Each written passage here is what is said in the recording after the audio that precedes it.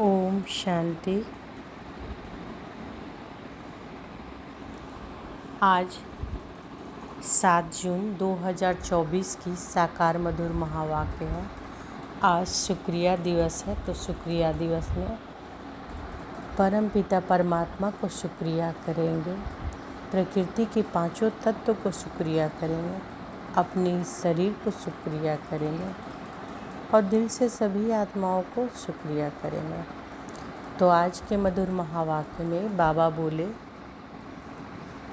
मीठे बच्चे, तुम आपस में रूहानी भाई भाई हो। तुम्हारा एक दो से अति प्यार होना चाहिए। तुम प्रेम से भरपूर गंगा बनो, कभी भी लड़ना झगड़ना नहीं। तुम आपस में रूहानी भाई भाई हो। तुम्हारा एक दो से अति प्यार होना चाहिए। तुम प्रेम से भरपूर गंगा बनो, कभी भी लड़ना झगड़ना नहीं। प्रश्न है, रूहानी बाप को कौन से बच्चे बहुत बहुत प्यारे लगते हैं? रूहानी बाप को कौन से बच्चे बहुत प्यारे लगते हैं? तो बाबा बताते हैं कि पहला, जो श्रीमत पर सारे विश्व का कल्याण कर रहे हैं। दूसरा, जो फूल बने हैं, कभी भी किसी को कांटा नहीं लगाते, आपस में बहुत बहुत प्यार से रहते हैं, कभी रूठते नहीं। ऐसे बच्चे बाप को बहुत बहुत प्यारे लगते हैं। जो देह अभिमान में आकर आपस में लड़ते हैं, लून पानी होते हैं, वह बाप की इज्जत गंवाते हैं। वह बाप की निंदा कराने वाले निंदक हैं। ओम शांति। जैसे रूहानी बच्चों को अब रूहानी बाप प्यारा लगता है, वैसे रूहानी बाप को रूहानी बच्चे भी प्यारे लगते हैं, क्योंकि श्रीमत पर सारे विश्व का कल्याण कर रहे हैं। कल्याणकारी सब प्यारे लगते हैं। तुम भी आपस में भाई भाई हो, तो तुम भी जरूर एक दो को प्यारे लगेंगे। बाहर वालों से इतना प्यार नहीं रहेगा जितना बाप के बच्चों को आपस में होगा। तुम्हारा भी आपस में बहुत बहुत प्यार होना चाहिए। अगर भाई भाई यहाँ ही लगड़ते यहाँ भाई भाई अगर भाई भाई यहाँ ही लड़ते झगड़ते हैं या प्यार नहीं करते हैं, तो वह भाई नहीं ठहरे। तुम्हारा आपस में लव होना चाहिए। बाप का भी आत्माओं से लव है ना, तो आत्माओं का भी आपस में बहुत लव होनी चाहिए। सतयुग में सब आत्माएं एक दो को प्यारी लगती हैं, क्योंकि शरीर का अभिमान टूट जाता है। तुम भाई भाई एक बाप की याद में से सारे विश्व का कल्याण करते हो, अपना भी कल्याण करते हो, तो भाइयों का भी कल्याण करना चाहिए। इसलिए बाप देह अभिमानी से देही अभिमानी बना रहे हैं। वो लौकिक भाई भाई तो आपस में धन के लिए, हिस्से के लिए लड़ पड़ते हैं। यहाँ लड़ने झगड़ने की बात नहीं, हर एक को डायरेक्ट कनेक्शन रखना पड़ता है। यह है बेहद की बात। योग बल से बाप से वर्षा लेना है, लौकिक बाप से स्थूल वर्षा लेते हैं। यह तो है रूहानी बाप से रूहानी बच्चों की रूहानी वर्षा। हर एक को डायरेक्ट बाप से वर्षा लेना है। जितना जितना इंडिविजुअल बाप को याद करेंगे, उतना वर्षा मिलेगा। बाप देखेंगे आपस में लड़ते हैं, तो बाप कहेंगे, तुम निधन के हो क्या? रूहानी भाई भाई को झगड़ना नहीं चाहिए। अगर भाई भाई होकर आपस में लड़ते झगड़ते हैं, प्यार नहीं, तो जैसे रावण के बन जाते हैं। वह सब आसुरी संतान ठहरे। फिर दैवी संतान और आसुरी संतान में जैसे कि फर्क नहीं रहता, क्योंकि देह अभिमानी बनकर ही लड़ते हैं। आत्मा आत्मा से लड़ती नहीं है। इसलिए बाप कहते हैं, मीठे मीठे बच्चे, आपस में लून पानी नहीं होना है। होता है तब समझाया जाता है। फिर बाप कहेंगे, यह तो देह अभिमानी बच्चे हैं, रावण के बच्चे हैं, हमारे तो नहीं हैं, क्योंकि आपस में लून पानी होकर रहते हैं। तुम 21 जन्म छीरखंड होकर रहते हो। इस समय देही अभिमानी बन रहना है। अगर आपस में नहीं बनती है, तो उस समय के लिए रावण संप्रदाय समझना चाहिए। आपस में लून पानी होने से बाप की इज्जत गंवाएंगे। भल ईश्वरीय संतान कहते हैं, परंतु आसुरी गुण है, तो जैसे देह अभिमानी है। देही अभिमानी में ईश्वरीय गुण होते हैं। यहाँ तुम ईश्वरीय गुण धारण करेंगे तभी बाप साथ में ले जाएंगे, फिर वही संस्कार साथ में जाएंगे। बाप को मालूम पड़ता है कि बच्चे देह अभिमान में आकर लून पानी हो रहते हैं, वह ईश्वरीय बच्चे कहला न सके। कितना अपने को घाटा डालते हैं, माया के वश हो जाते हैं, आपस में लून पानी नमक पानी मतभेद हो जाते हैं। यूँ तो सारी दुनिया ही लून पानी है, लेकिन अगर ईश्वरीय संतान भी लून पानी हो तो बाकी फ़र्क क्या रहा। वह तो अब बाप की निंदा कराते हैं। बाप की निंदा कराने वाले लून पानी होने वाले ठौर पा न सके, उनको नास्तिक भी कह सकते हैं। आस्तिक व होने वाले बच्चे कभी लड़ नहीं सकते। तुम्हें आपस में लड़ना नहीं है, प्रेम से रहना यहाँ ही सीखना है, जो फिर 21 जन्म आपस में प्रेम रहेगा। बाप के बच्चे कहलाकर फिर भाई भाई नहीं बनते तो वह आसुरी संतान ठहरे। बाप बच्चों को समझाने के लिए मुरली चलाते हैं, लेकिन देह अभिमान के कारण उन्हों को यह भी मालूम नहीं पड़ता कि बाबा हमारे लिए यह कह रहे हैं। माया बड़ी तीखी है, जैसे चूहा काटता है जो मालूम ही नहीं पड़ता। माया भी बड़ी मीठी मीठी फूंक दे और काट लेती है, पता भी नहीं पड़ता है। आपस में रूसना आदि आसुरी संप्रदाय का काम है। बहुत सेंटर में लून पानी होकर रहते हैं, अभी कोई परफेक्ट तो बने नहीं है। माया वार करती रहती है। माया ऐसा माथा मोड़ लेती है जो पता नहीं पड़ता है। अपने दिल से पूछना है कि हमारा आपस में प्रेम है व नहीं। प्रेम के सागर के बच्चे हो तो प्रेम से भरपूर गंगा बनना चाहिए। लड़ना झगड़ना उल्टा सुल्टा बोलना, इससे ना बोलना अच्छा है। हेयर नो इविल, अगर किसी में क्रोध का अंश है तो वह लव नहीं रहता। इसलिए बाबा कहते हैं रोज़ अपना होता मेल निकालो। आसुरी चलन सुधरती नहीं तो फिर नतीजा क्या निकलता है, क्या पद पाएंगे। बाप समझाते हैं कोई सर्विस नहीं करेंगे तो फिर क्या हालत हो जाएगी, पद कम हो जाएगा। साक्षात्कार तो सबको होना ही है। तुमको भी अपनी पढ़ाई का साक्षात्कार होता है। साक्षात्कार होने के बाद ही फिर तुम ट्रांसफ़र होते हो। ट्रांसफ़र होकर तुम नई दुनिया में आ जाएंगे। पिछाड़ी में सब साक्षात्कार होगा, कौन कौन किस मार्क्स से पास हुए। फिर रोएंगे पीटेंगे, सजाए भी खाएंगे, पछताएंगे बाबा का कहना नहीं माना। बाबा ने तो बार बार समझाया है कोई आसुरी गुण नहीं होनी चाहिए। जिसमें दैवी गुण है उनको ऐसा आप समान बनाना चाहिए। बाप को याद करना तो बहुत सहज है। अल्फ और बे, अल्फ माना बाप, बे बादशाही। तो बच्चों को नशा रहना चाहिए। अगर आपस में लून पानी होंगे तो फिर ईश्वरीय औलाद कैसे समझेंगे। बाबा समझेंगे कि यह आसुरी औलाद है, माया ने इसे नाक से पकड़ लिया है, उनको पता भी नहीं पड़ता है। सारी अवस्था डांवाडोल पद कम हो पड़ता है। तुम बच्चों को उन्हें प्रेम से सिखाने की कोशिश करनी चाहिए, प्रेम की दृष्टि रखनी चाहिए। बाप प्रेम का सागर है तो बच्चों को भी खींचते हैं ना, तो तुमको भी प्रेम का सागर बनना है। बाप बच्चों को बहुत प्यार से समझाते हैं,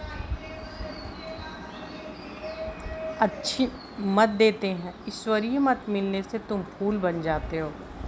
सब गुण तुमको देते हैं। देवताओं में प्यार है ना, तो वह अवस्था तुम्हें यहाँ जमानी है।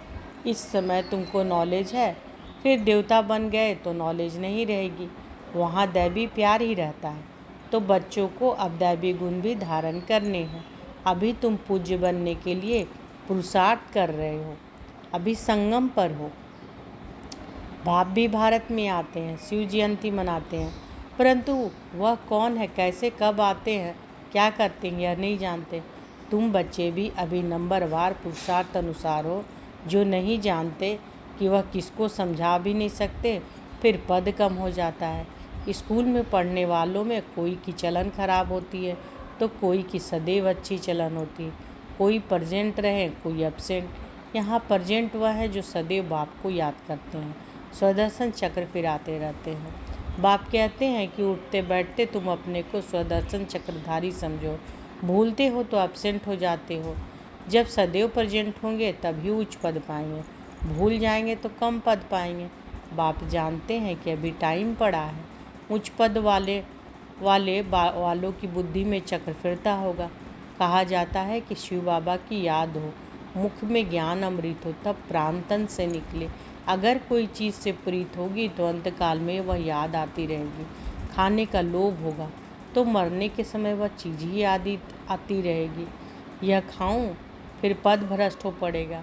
बाप तो कहते हैं स्वदर्शन चक्रधारी होकर मरो और कुछ भी याद ना आए, बिगर कोई संबंध।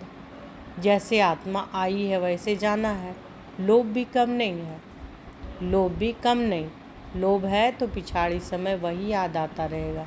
नहीं मिला तो उसी आस में मर जाएंगे। इसलिए तुम बच्चों में लोभ आदि भी नहीं होनी चाहिए। बाप समझाते तो बहुत है, परंतु समझने वाले कोई समझे। बाप की याद तो एकदम सीने में लगा दो। बाबा, ओहो बाबा, बाबा बाबा मुझसे कहना भी नहीं है। अजप्पा जाप चलता रहे। बाप की याद में कर्मातीत अवस्था में यह शरीर छूटे तब उच्च पद पा सकते हैं।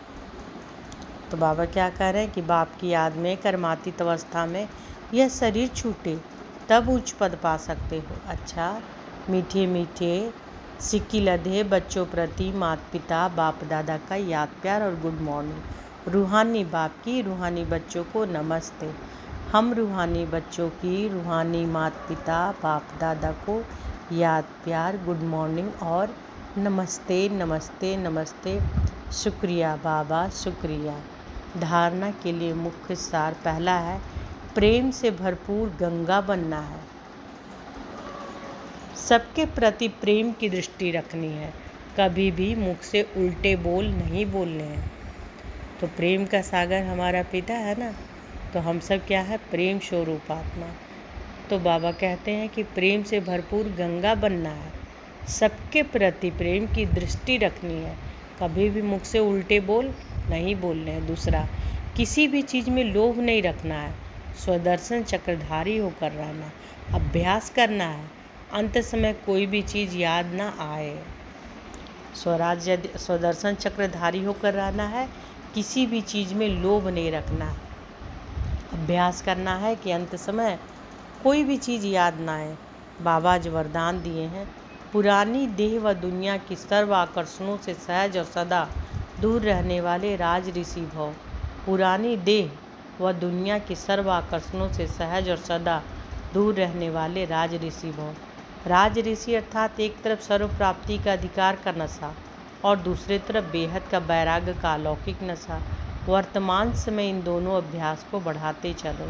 वैराग्य माना किनारा नहीं, लेकिन सर्व प्राप्ति होते भी हद की आकर्षण मन बुद्धि को आकर्षण में नहीं लाए। संकल्प मात्र भी अधीनता ना हो, इसको कहते हैं राज ऋषि अर्थात बेहद के वैराग्य। यह पुरानी देह व देह की पुरानी दुनिया, व्यक्त भाव, वैभवों का भाव, इन सब आकर्षणों से सदा और सहज दूर रहने वाले।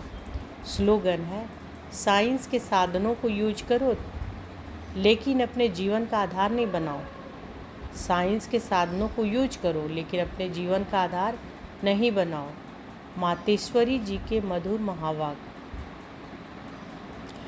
देखो, मनुष्य कहते हैं कौरवों और पांडवों की आपस में कुरुक्षेत्र में लड़ाई लगी और फिर दिखलाते हैं पांडवों का साथी डायरेक्शन देने वाला श्री कृष्ण था।